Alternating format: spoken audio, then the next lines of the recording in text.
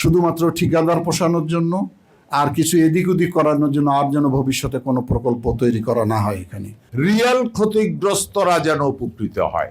আমাদের মূল টার্গেট থাকলো আগামী দিনে যেন এই হাওড়ের চাষিরা যেন এই ধরনের ক্ষতিগ্রস্তের মুখোমুখি না হয়।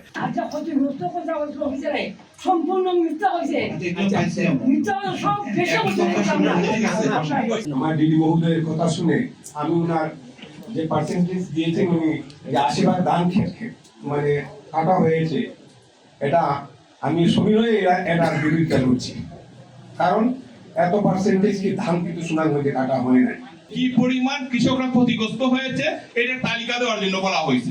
প্রশাসন থেকে খুব তাড়াহুড়ো করে একটা তালিকা দিয়ে দিচ্ছেন, স্থানীয়ভাবে সবার সাথে যোগাযোগ করে ওইভাবে কিন্তু এটা দেওয়া হয় নাই, সবাই জানেও না এবং ওইভাবে কিন্তু তালিকাটা হয় না। এই যে 50,000 বলছেন তার আরো বেশি হবে। জলাবদ্ধতার কারণে এই বছরের ফসল আমাদের সুনামগঞ্জে ফসলটাই নষ্ট হয়েছে। উনার প্রথম দিন থেকে যে রিপোর্টটা যে পাহাড়ি ডগ আসবে ফসল নিয়ে যাবে, অথচ আমাদের পানি উন্নয়ন বোর্ড প্রত্যেক বছর ইমার্জেন্সি একটা বাজেট থাকে যে হাওড়ে প্রত্যেক যখন জলাবদ্ধতা লাগে ওই পানিটা নিষ্কাশন করে দেওয়ার জন্য। এই বছর সবাই ওনাকে বলা হয়েছে কিন্তু হচ্ছে রেক্স পাহাড়ি ডগ পাইনা এসে ফসলটা নিয়ে যাবে, অথচ আমাদের দেখারও সুনামগঞ্জ জেলার মধ্যে সবচেয়ে বড় হাওড়, এর আশপাশে আরো ছোট হাওড় আছে যেগুলা জলাবদ্ধতার কারণে ছোট ছোট হাওড়, এই পানির প্রেসারে এই ছোট ছোট হাওড় গুলাও ছড়া গেছে। ওনার পরিকল্পিত কোনো উদ্দেশ্য নাই, যার কারণে আজকে এই কৃষকরা ভয়াবহ বিপদ হচ্ছে। আমার একটা প্রবণতা আছে, দেখছি যা ক্ষতি হয় তার চেয়ে কম ধরে তোলার জন্য একটা চেষ্টা ওনারা করেন। কেন করেন এটা আসলে আমার বোধগম্য নয়। একটু সঠিক চিত্র ধরে তুলবেন, কারণ হয়তো আপনি মনে করেন আপনি হয়তো আপনার উপর থেকে একটা প্রেশার আসবে আপনার উপর, কিন্তু আপনার এই প্রেশার থেকে রক্ষা হওয়ার জন্য আমার কৃষক মরে যাচ্ছে। ক্ষতিগ্রস্ত যারা কৃষক, যারা ধান তুলতে পারে নাই, তাদেরকেই আমরা সহায়তা দিতে চাই। সুতরাং সেটা নিরূপণ করতে হলে একটু সময় লাগে। আমার অনুরোধ থাকবে আমাদের যে যদি 7 দিন সময় দেন, এই সেট আপ দিয়েই আমরা হয়তো আপনারা ভালো তথ্য, সঠিক তথ্যটা পেয়ে যাবেন। আমরা সরকার চাই ক্ষতিগ্রস্তদের উপকার করুক।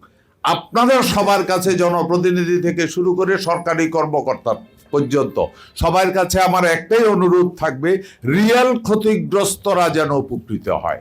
আমাদের মূল টার্গেট থাকলো আগামী দিনে যেন এই হাওড়ের চাষিরা যেন এই ধরনের ক্ষতিগ্রস্তের মুখোমুখি না হয়। এটাই হলো আমাদের মূল টার্গেট আগামী দিনের জন্য।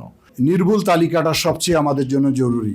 এটাকে অবশ্যই পরীক্ষা নিরীক্ষা করে দেবেন, একটু বিলম্ব হোক কিন্তু সেটা যেন নির্ভুল হয়। প্রতি বছরেই এই ধরনের ঘটনা ঘটবে আর কৃষকরা ক্ষতিগ্রস্ত হবে, এটা তো কোনো অবস্থাতে মেনে নেওয়া যায় না। অভিযোগ এসেছে পানি উন্নয়ন বোর্ডের বিরুদ্ধে যে সরকারের অর্থ অর্থাৎ জনগণের অর্থ এমন কিছু প্রকল্প বাস্তবায়ন করা হয় যেটা কার্যকারী নয়। কেন এটা হবে? এটা গবেষণা করে যাতে এমন কিছু আমরা করতে চাই যেটি দীর্ঘদিনের এই এলাকার মানুষের কষ্টের কারণ আমি জানি সুনামগঞ্জ এক ফসলি অঞ্চল, শুধু বড় মৌসুমটা হয়, এটা দিয়ে সারা বছর চলে তারা। সেটা যাতে ক্ষতিগ্রস্ত না হয় এবং জনগণের টাকা যাতে আর এভাবে অপচয় করা না হয়, সেইভাবে আপনারা প্রকল্প তৈরি করার চেষ্টা করবেন। শুধুমাত্র ঠিকাদার পোষানোর জন্য আর কিছু এদিক ওদিক করানোর জন্য আর যেন ভবিষ্যতে কোনো প্রকল্প তৈরি করা না হয় এখানে।